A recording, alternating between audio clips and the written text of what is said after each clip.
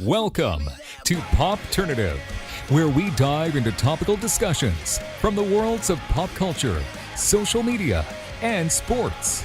Here is your host, Peter Remoliotis, aka PD Beats.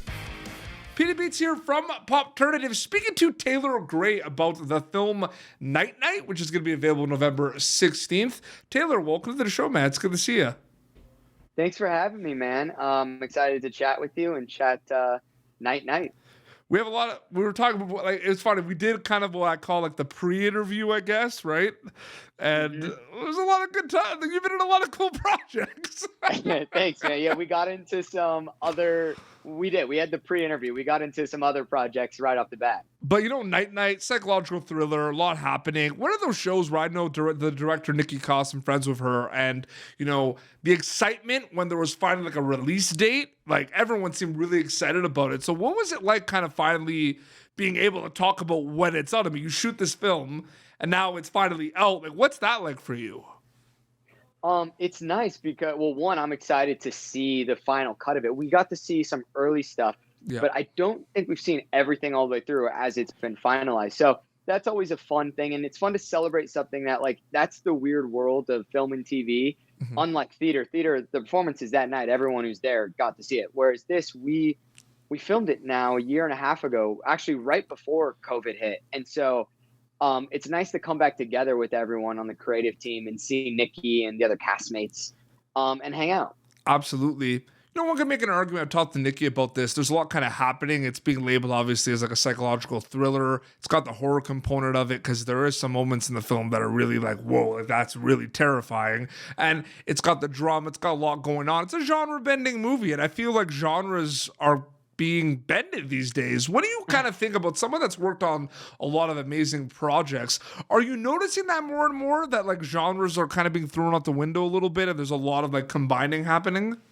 Yeah, I mean, I'm seeing that with the world. I feel like everything from food dishes to people to the eclectic taste in music, right?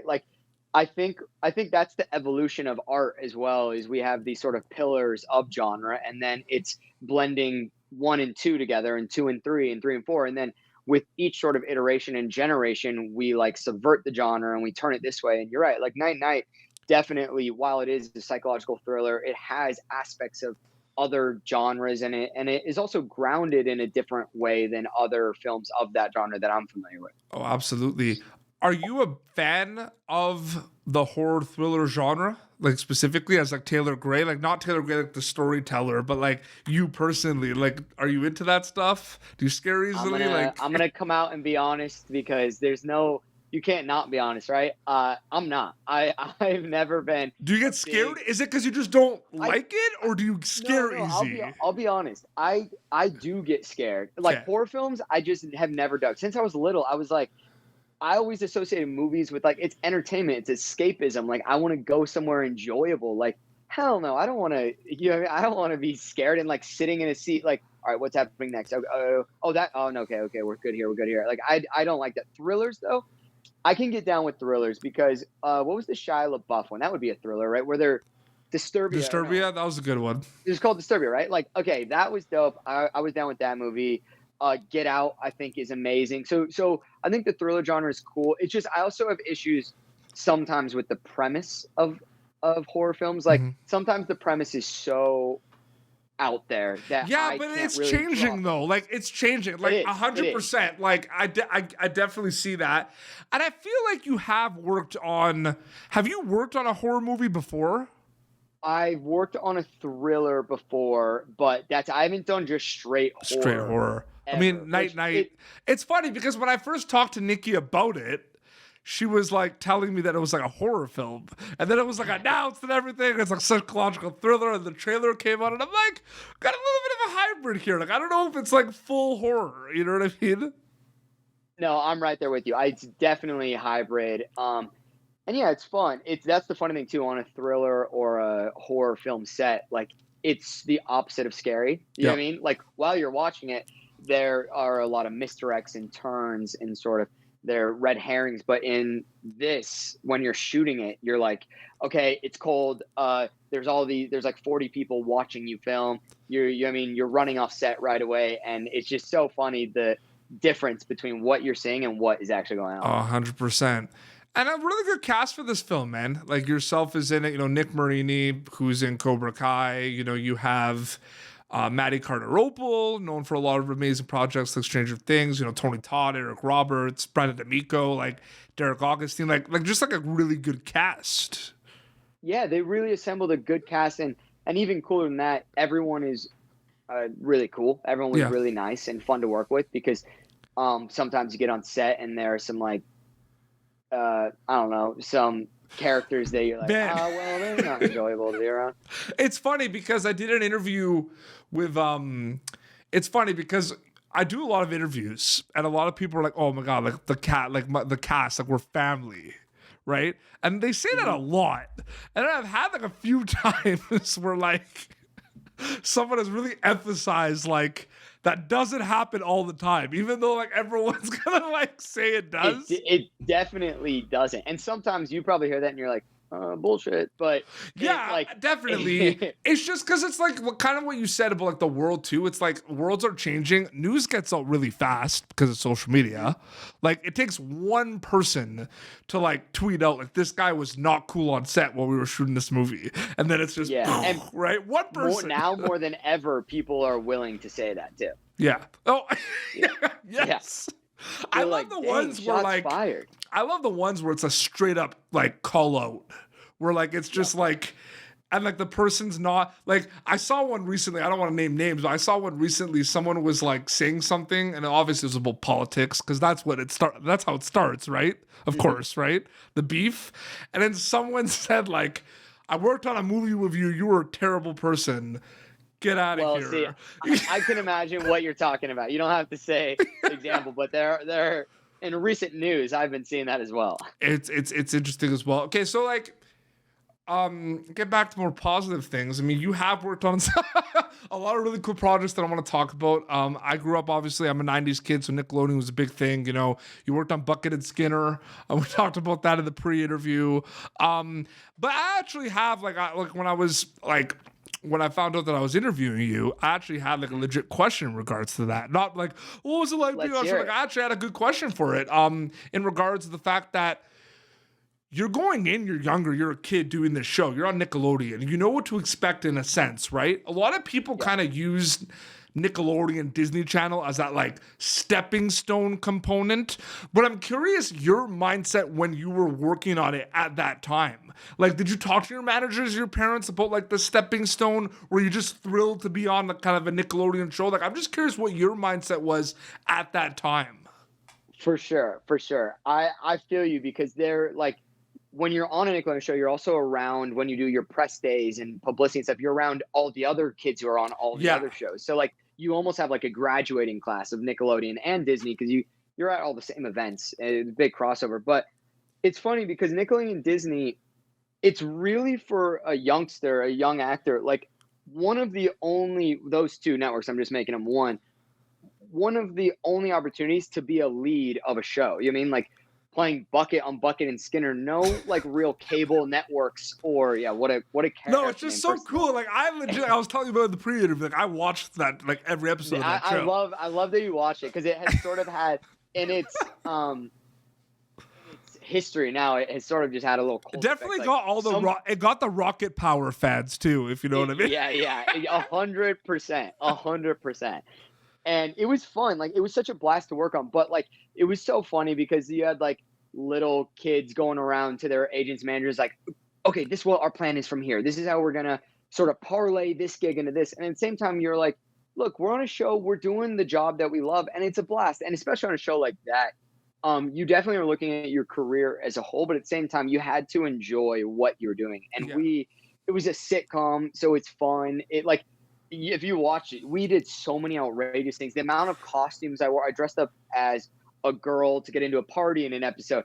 I'm pretty sure I like surfed on ranch dressing at one point. Like, I dressed up as a taco. Like, there were so many odd. It's funny. I'm trying to think. You might know this more than I do, because there was like Disney Might X. not, too. Well, Disney XD had like a rival show at the time called Zeke Oh, and dude, Luther. I do know. Yes, Zeke and Luther. I'm wondering if I look back if that was like the same times, because like they were like similar vibes of the show. So I'm 100%. wondering if that was like a head-to-head like Disney Nickelodeon thing. Maybe you were part of a war you didn't know you were part of. Honestly, that's probably what every kid on Disney and Nickelodeon was part of. Like, one network has a singing show, now the next network has a singing show. You know what I mean? One has a buddy comedy, this one has a buddy comedy. I always found Nickelodeon was like low key, like witty and raunchy compared to the Disney Channel shows. It always like I always made that distinction between the two.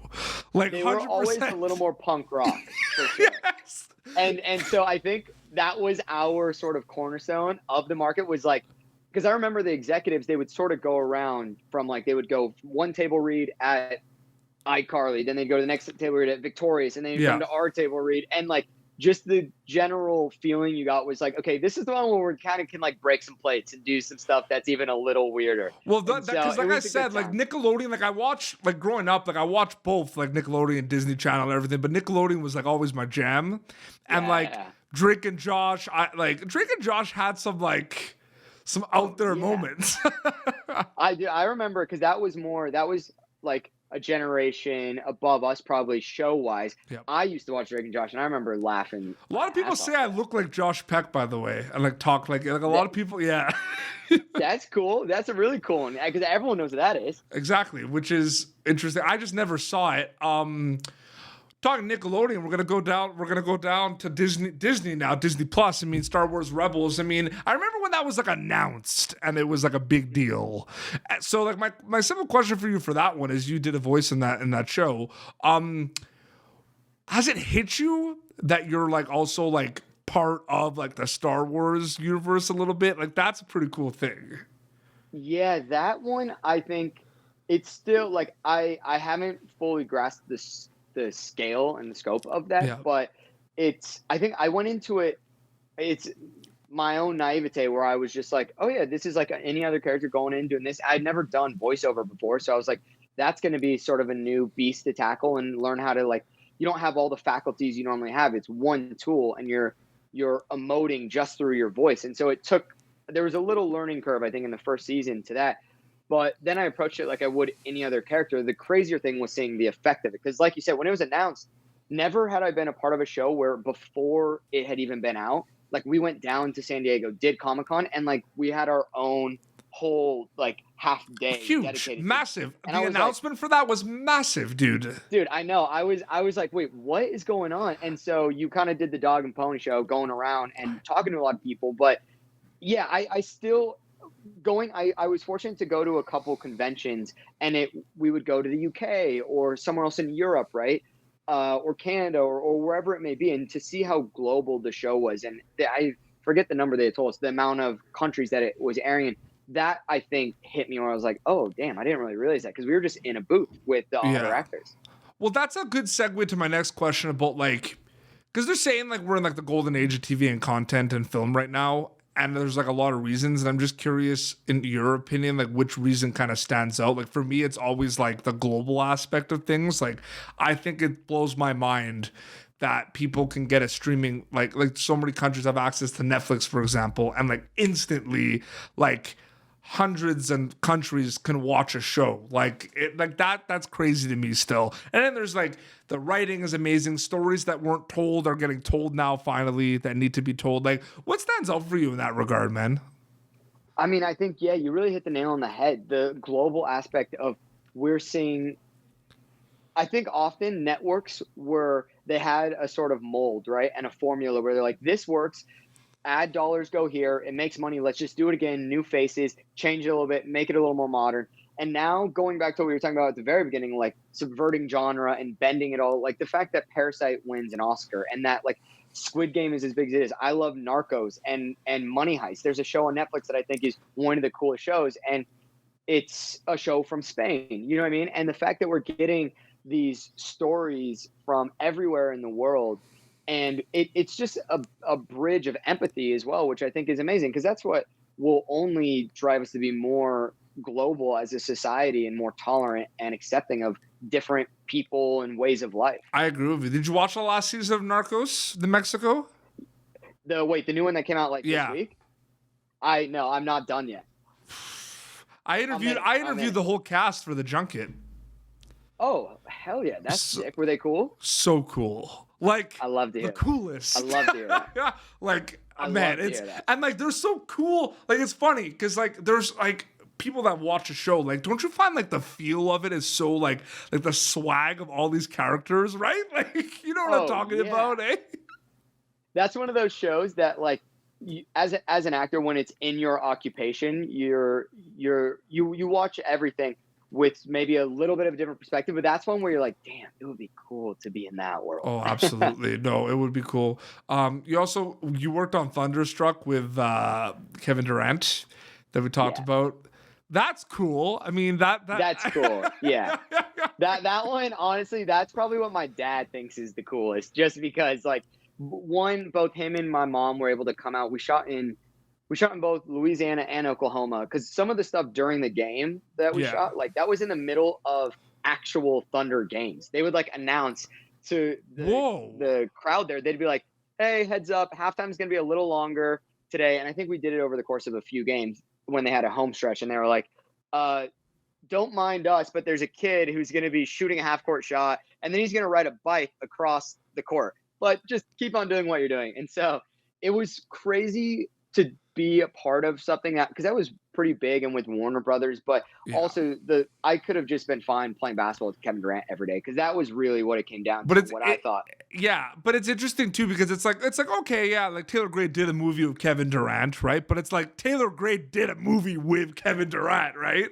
Like, well, and like you take the whole premise is basically like we switch abilities, and like taking my basketball abilities, that's nothing, but taking his, that's arguably the best shooter, or no, we have Steph Curry, but the best scorer, I would say, in the NBA right now. And like, he was so cool. And every day we would literally play like that was the job for 2 months or whatever. And so that was a blast. And I also missed my senior year. I was on our varsity basketball team my junior year, and then my senior year, I missed it because of Bucket and Skinner. I left school. It all comes back to Bucket and my Skinner. dad, exactly. My dad told me, I was really sad too. I was at a point where I told my dad, I was like, should I do this show? Like, I'm about to have my senior year. And he's like, Taylor, don't be foolish. Yes.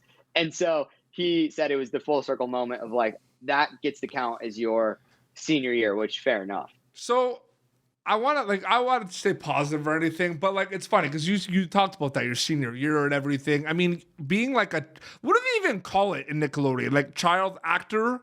Is that even what it's referred to? Like those days? What was it called when you were on Bucket and Skinner? Like a child actor?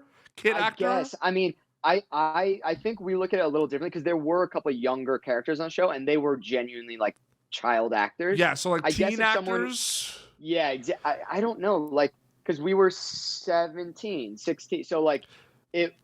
Yeah. Okay, I mean, that's a bit okay. But like, I feel like the 12-year-olds and the 13-year-olds that were just on those shows, like that is not that is just like not normal at all. And like, it wasn't even normal. It wasn't even normal for us, but at least we had experienced, like for me, I'd already experienced 3 years of high school. So it was like when I would go to parties with my buddies, yes, it was a little different because they're like, oh, you're like, we just watched an episode of you on TV, but at the same time, it was still all the same. You know what I mean? Oh, absolutely. But it was nice because you definitely had more access to a handful of things, which was maybe a little bit of a mind trip. Oh, absolutely. Before we wrap up, like back to Night Night, because that's why we're here. People are going to get to see it November 16th. What are you hoping to get out of it when they watch this film? I hope they're entertained.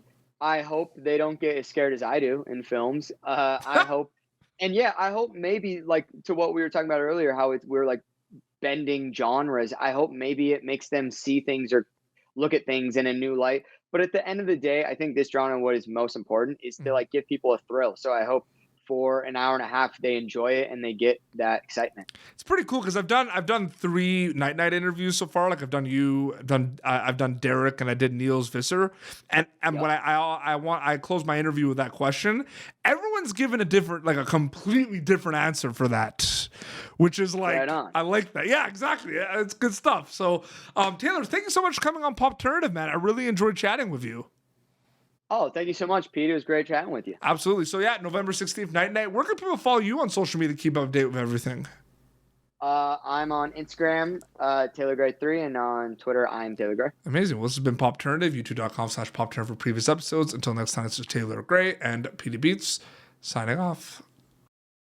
Thank you for tuning in to Popternative. Make sure to check out our past episodes of Popternative on YouTube. Be sure to like Popternative on Facebook and follow us on Twitter. This has been an Autograph Communications production.